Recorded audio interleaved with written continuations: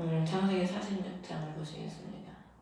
창세기 46장은 야곱이 이집트로 내려가는 과정을 우리에게 말씀해주고 계신데, 야곱이 이집트로 내려가는 것은 우리 하나님의 백성들이 세상에서 구원을 받았지 않습니까? 이집트, 애굽이 그 세상인데, 예수께서 애굽에서 베들레헴에서 태어나시고 해도 없이 죽이려고 했을 때 애굽으로 피해서 계시다가 다시 나사렛 동네에 오셔서 사셨거든요.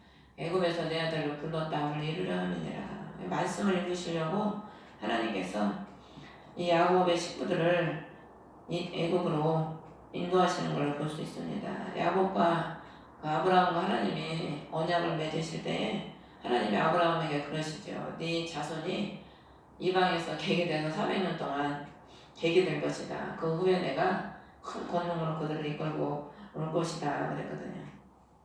우리가 세상에서 예수 그리스도를 통해서 예수 그리스도의 큰 권능과 능력으로 구원을 받아서 세속에서 구원을 받고 또 우리 주님께서 다시 오실 때 우리를 완전한 영원한 구원으로 이끌어 가시는 거죠.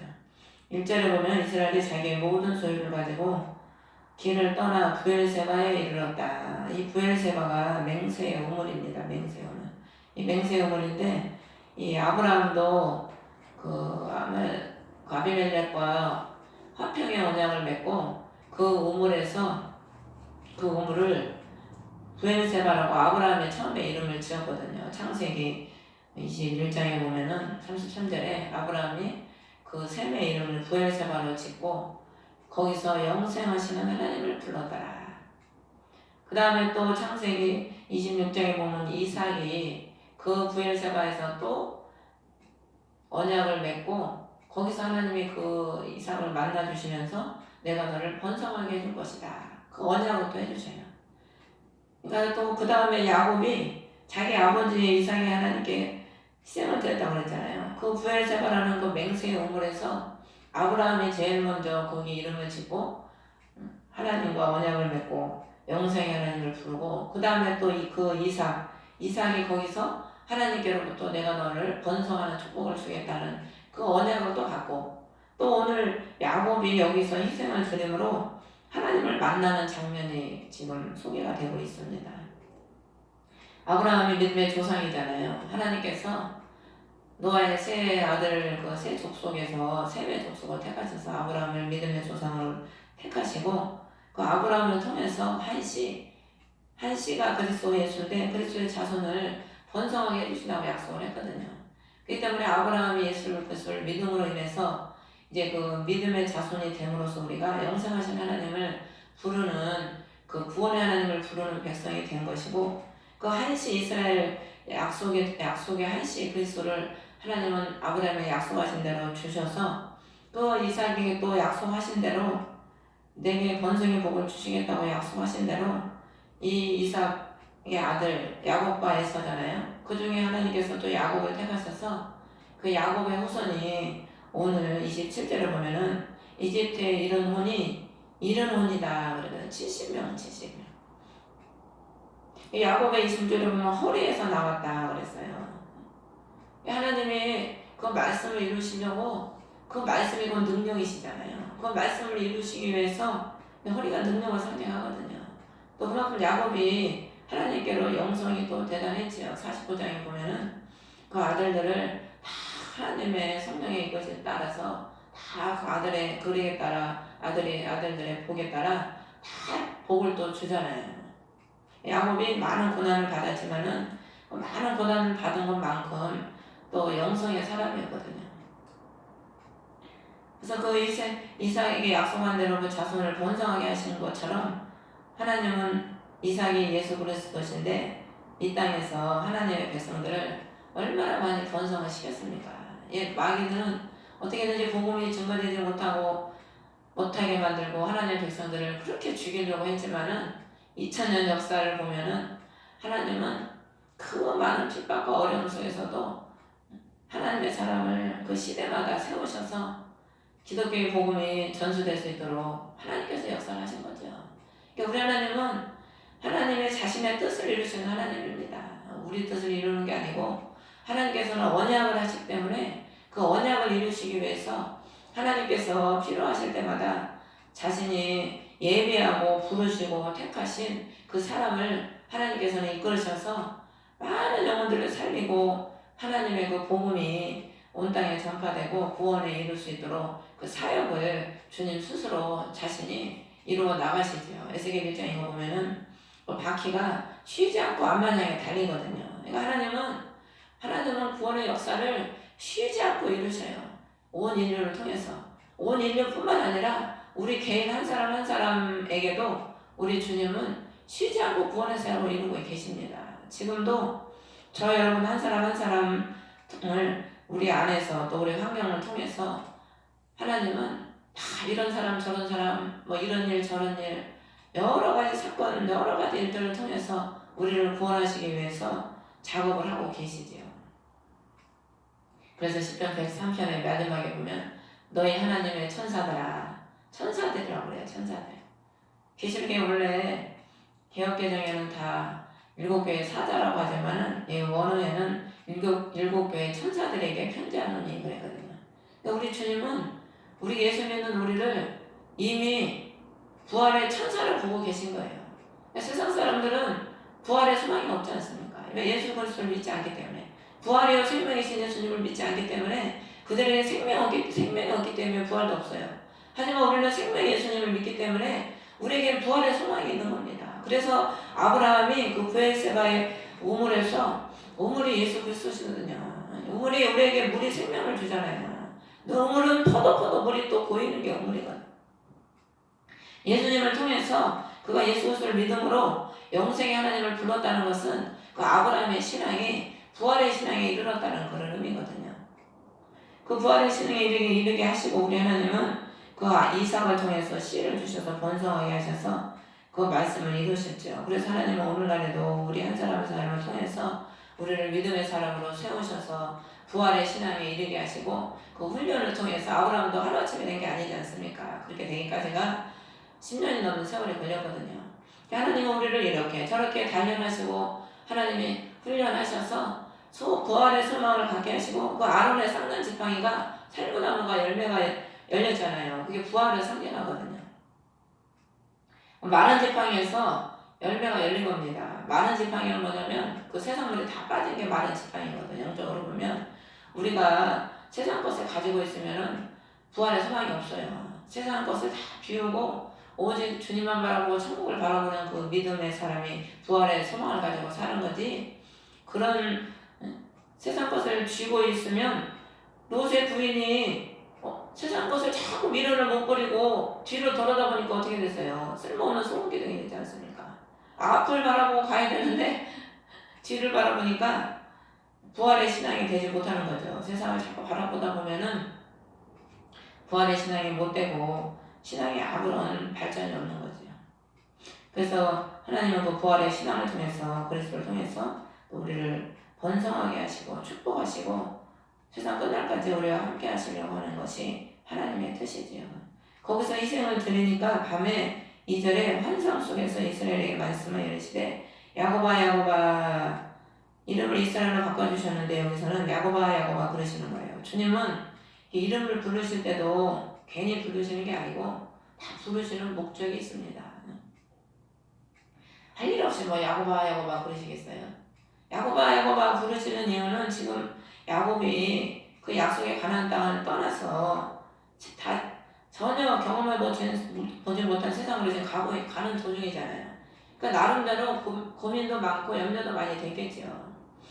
자기의 미래에 대한 불안과 염려가 있었을 겁니다. 그때 하나님은 나타나셔서 야곱아 부르시는 거예요. 이 야곱이라고 옛 이름이잖아요. 이스라엘로 만들어 주시기 전의 이름인데 야곱이라는 이름은 붙잡는다 그런 이름이고 또 변화되지 못했을 때 이름이 야곱이거든요. 지렁이 같은 너 야곱아 그랬는데 하나님이 야곱아 하시는 이유는 네가 지난날을 생각해 보라 이거죠. 하나님은 우리에게 뭘 요구하십니까? 성경에 보면은 이스라엘 백성들에게도 모세가 누누이 말하는 게 뭐냐면은 너희를 애굽에서 이끌어낸 너희 여호와를 잊지 말아라.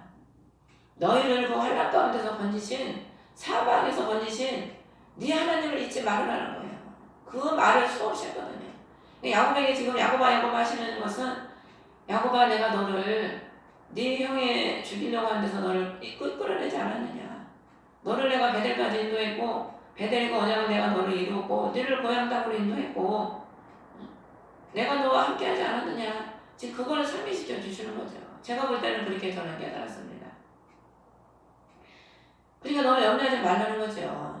내가 지금까지도 너의 그 수많은 어려움 속에서 너를 버리지 않고 함께 했기 때문에 앞으로도 네 미래가 어떤 미래가 펼쳐진다 할지라도 내가 너와 끝날까지 함께 하겠다는 거예요.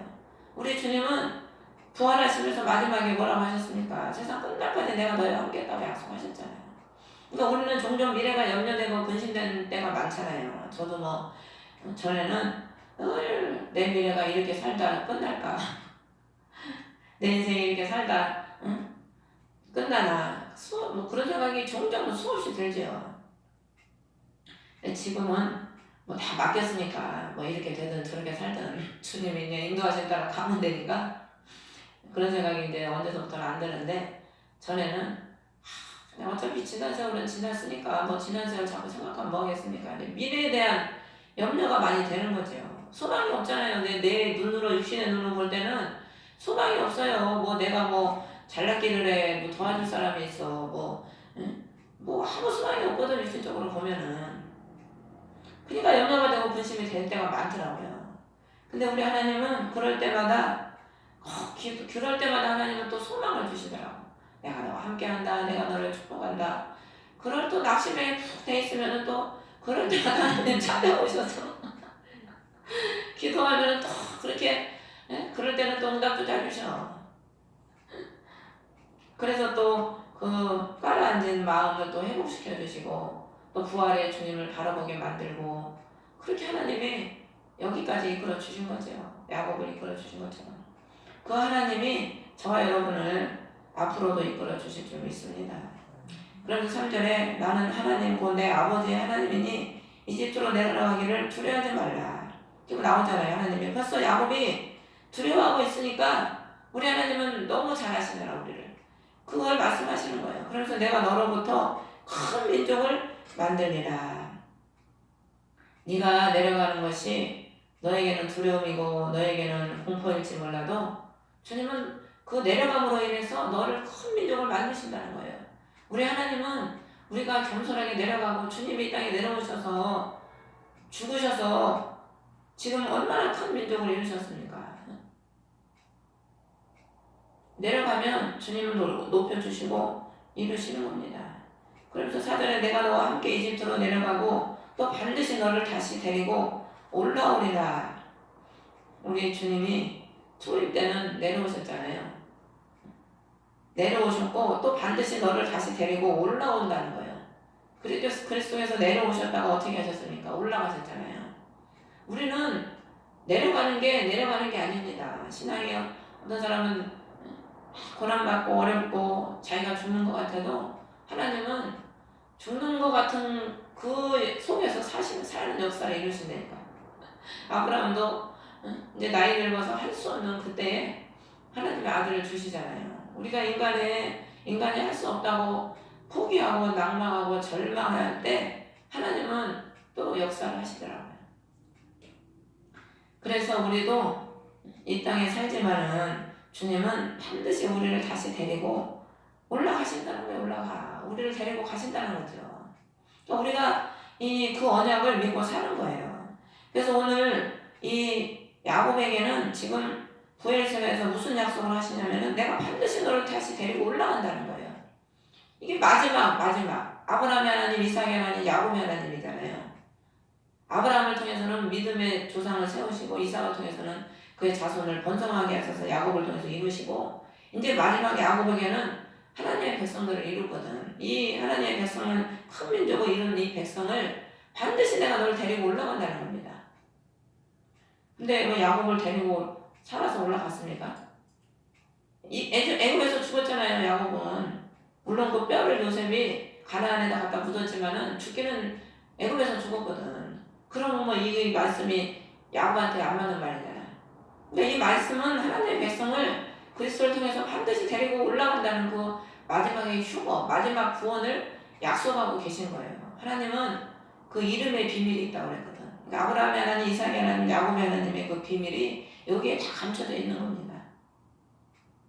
그러니까 우리도 이제 우리를 통해서 하나님이 이루시는 마지막 약속이 뭡니까? 우리가 마지막에 변화돼서 천국 가는 거잖아요. 그것을 반드시 우리를 통해서 주님을 이루신다는 거죠.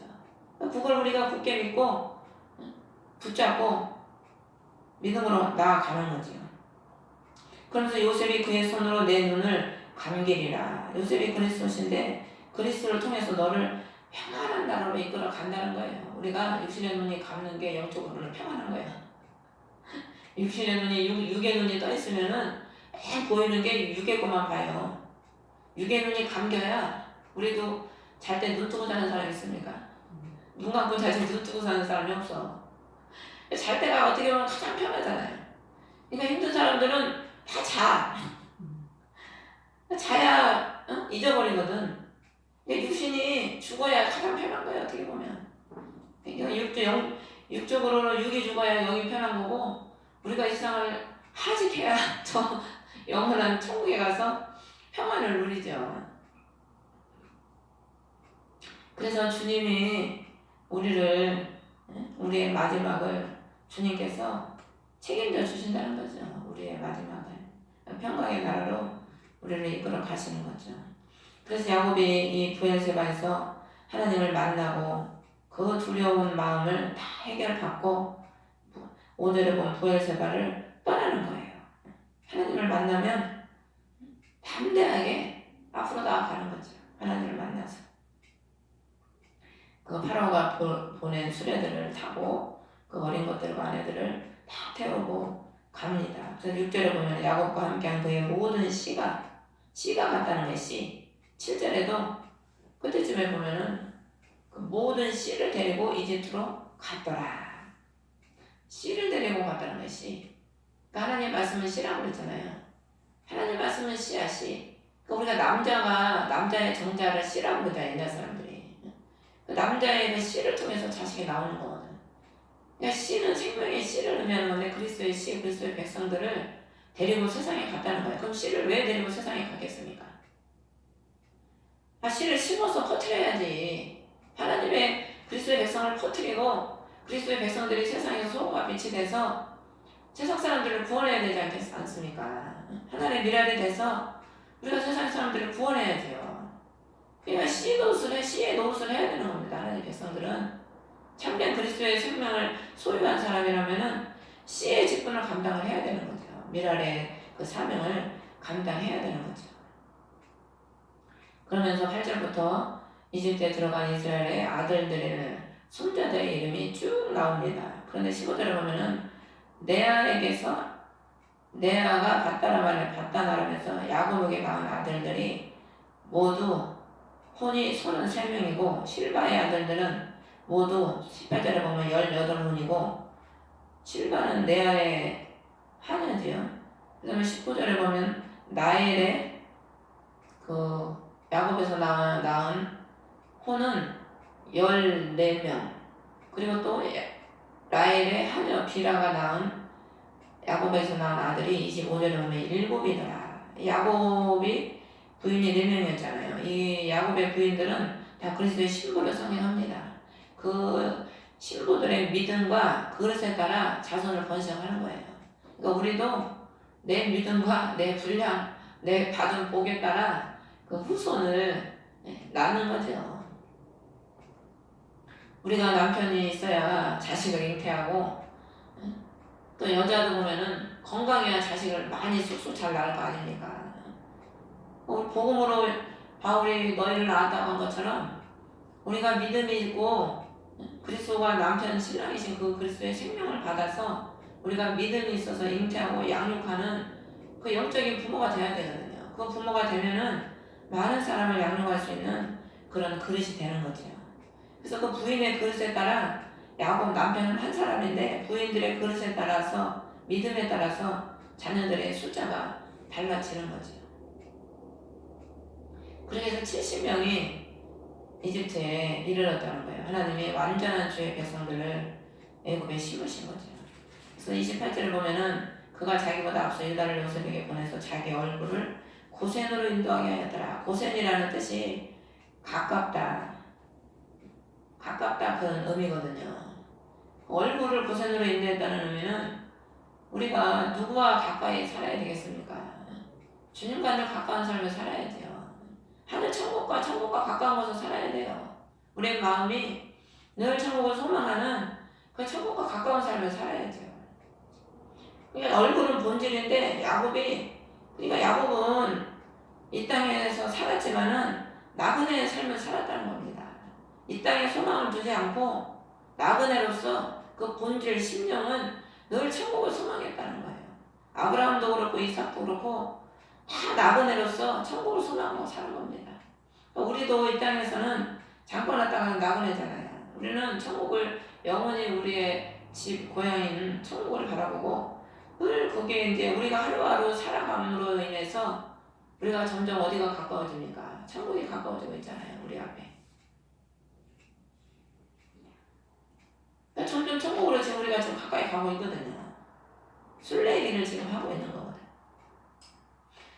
그렇게 인도하게 요셉이 그리스도인데 우리를 하늘나라로 그리스도에 가까이 하나님께로 가까이 인도하시는 분이 예수 그리스도시지요. 29절을 보면 요셉이 자기의 병거를 예배하고 고센으로 올라가서 아버지 손을 맞이하고 목을 껴안고 울었다. 요셉이 전에는 종으로 팔렸었는데 지금은 왕의 으뜸가는 그 자리를 지금을 맡고 병거를 예배하고 영광스러운 모습으로 아버지를 맞이하는 겁니다. 우리 예수님께서 고난받을 종으로서 팔리시고 고난받으시고 부활하셔서 왕의 왕이 되셔서 자기 백성들을 이끄신 것처럼 주님 안에서는 고난이 하나도 헛된 게 없죠. 30대를 보면 요셉에게 내가 지금까지 살아있고 내 얼굴을 보았으니 지금 죽어도 좋도다. 우리가 주님 만나면 그거밖에 소원이 없어. 주님 한 분 사랑하고 그분 만나는 것밖에는 소원이 없어요. 저도 뭐 옛날에 우리 교수님이 소원 10가지 쓰라고 그러는데 하나도 쓸 게 없더라고. 내 소원은 주님 만나는 거 하나밖에 없었거든. 거기다 뭐 그거 하나만 쓸 수도 없고 이 땅에서 이루고 싶은 소원을 쓰라고 그러니까 이 땅에서는 이루고 싶은 소원이 없고 그냥 주님 만나는 게 내 소원이니까 대충 그래서 그냥 꾸며가지고 썼지요. 그러니까 주님 우리가 만나는 그 소원밖에 뭔 소원이 있습니까? 이 땅에서 소원을 이루려고 하면은 시험 당하기 딱 맞죠. 주님을 만나는 그 소원을 가지고 우리가 살아야 돼요. 그 소망을 가지고. 31절에 요셉이 자기 형제들에게 내가 올라가서 파라오에게 보이고 내 형제들과 아버지 집이 내게로 왔는데 32절에 그들은 목자니이다. 그들의 생업이 가축을 먹이는 것이라. 목자가 뭡니까? 양을 인도하는 게 목자잖아요.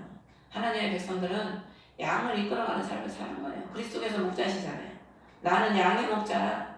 그러니까 우리는 그리스도의 제자니까 우리도 목자의 삶을 사는 겁니다. 그러면 양은 짐승이잖아요. 짐승을 푸른 초장 10만원 물가로 이끌어가는 게 주님이시거든. 그래서 먹이고 씻겨서 사람으로 만드는 거예요. 짐승을. 주님이 그 사역을 하셨거든요. 우리가 원래 예수를 안 믿으면 다 짐승이잖아요. 근데 그리스도를 통해서 우리가 하나님의 말씀을 먹고 생명의 말씀을 먹으니까 태초에 하나님이 보시기에 좋은 사람으로 변화가 되는 거거든요. 새 작품이 되는 거거든요. 우리도 목자가 돼서 예수 믿는 사람들이 다 짐승이잖아요. 그런 사람들을 하나님 보시기에 좋았다라는 사람으로 변화시키는 그 삶을 우리가 살아가는 거죠. 파로가 그 당신을 불러서 너희 직업이 무엇이냐거든. 주의 종들은 생업이 젊어서부터 지금까지 가축을 치는 것이었다. 그 요한복음 21장에 예수님께서 베드로에게 내 양을 먹여라, 내 양을 치라, 내 양을 또 먹여라. 치고 먹이라는 거지. 치고 먹여. 참 짐승을 치고 먹이는 게 쉬운 게 아니에요.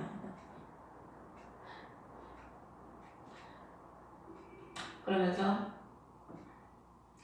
이집트 사람들에게는 모든 목자가 가증한 자이오니 당신들이 고센 땅에 거하게 되리다. 이집트 사람은 목자를 가증하게 된다는 거예요. 목자를.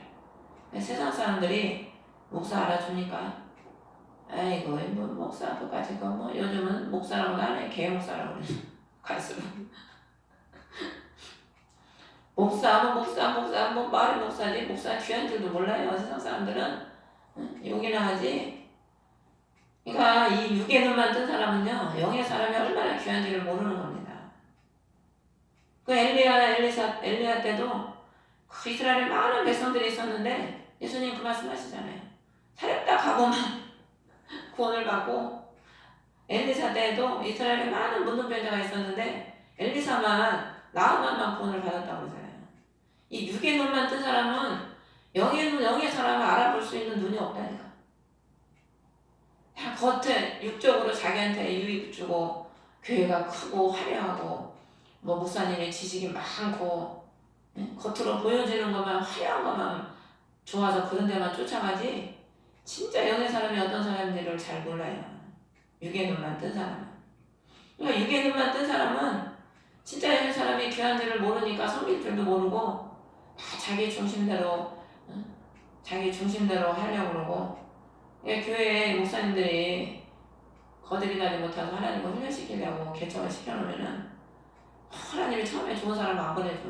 말도 진지지도 않고 뺀질뺀질. 그래가지고 와가지고 자기가 주인으로 다 하려고 그래. 목사님 이렇게 하세요. 목사님 저렇게 하세요. 자기가 주인이야 자기가. 예수님한테도 예수님 이렇게 하세요. 예수님 저렇게 하세요. 그럴 거야 그런 사람은. 그냥 깨지고 좀 영의 눈이 떠야 목사님이 얼마나 귀한지 알지. 여러분 기도도요 내가 힘들게 해봐야 저 기도 저렇게 하시고 능력 받으시느라고 얼마나 힘드셨을까. 그거 알지? 그거 모른다니까. 자기가 안 해보면은 몰라요.